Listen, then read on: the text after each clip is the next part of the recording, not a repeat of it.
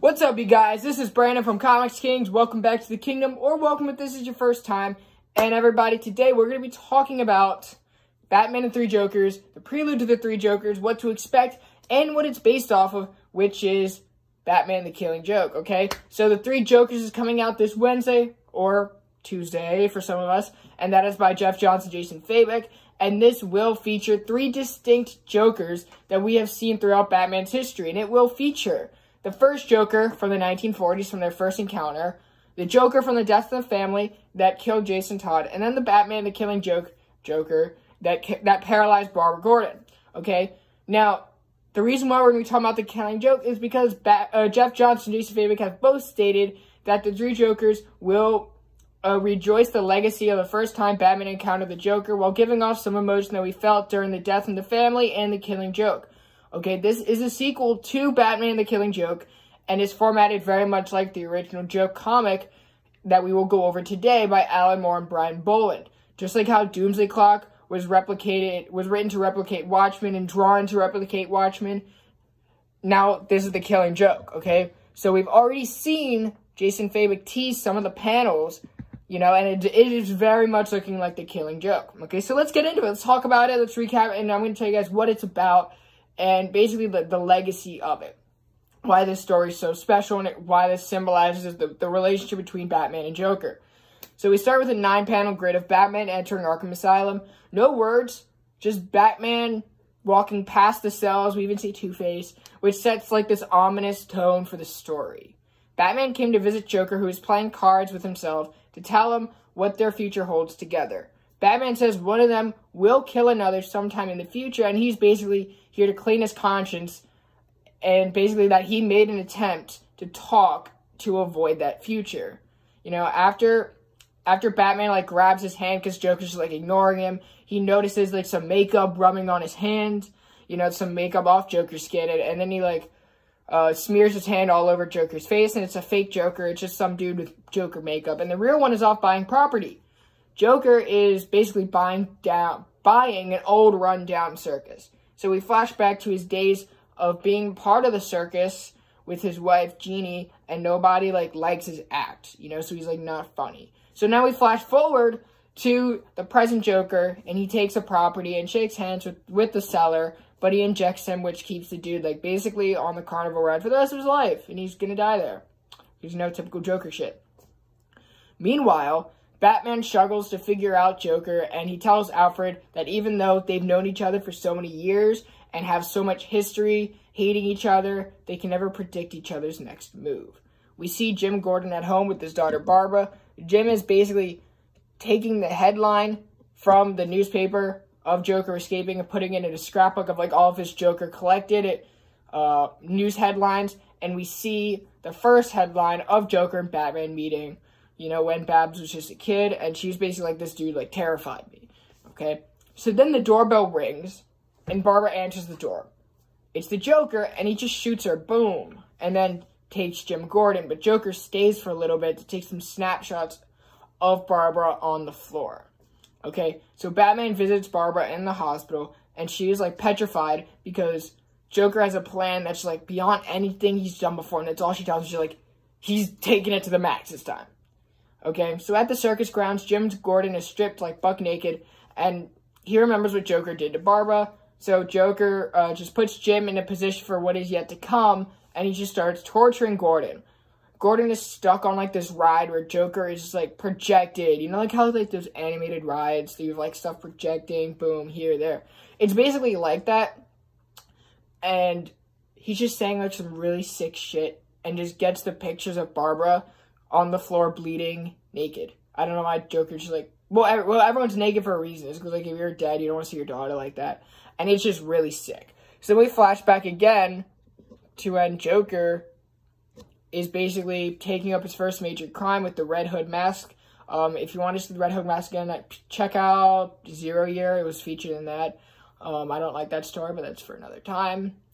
And so he's using the Red Hood mask to escape, and he jumps in a chemical lake to escape the crime scene, and he comes out insane, you know, like the Joker we know. So then Joker puts Gordon in a cage, still naked, because he's ready for Batman. Okay? He's ready for Batman to come. So Batman arrives on the scene. They fight while the dialogue is what was in the beginning of the book. You know, it's like it's not like they're talking, it's just quoting.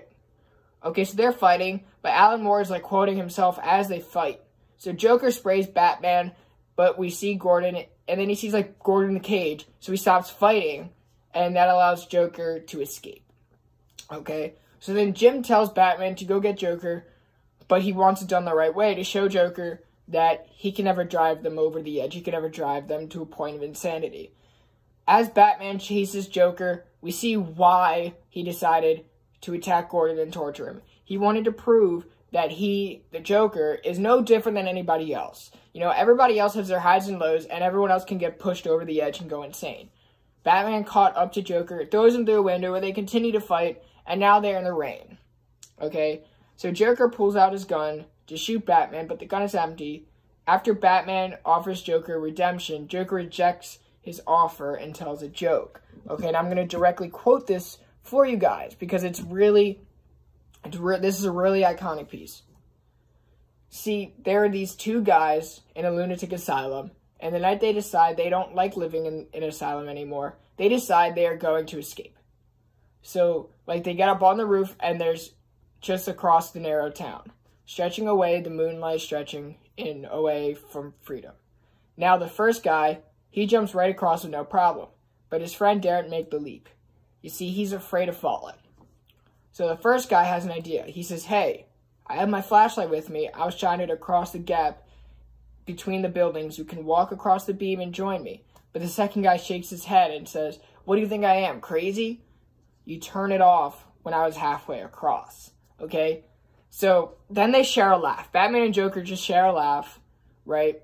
And then the laughter just ends abruptly, leaving the ending up to the reader. Some people think Batman like broke Joker's neck and it ended in a way of violence, or maybe they just went their separate ways.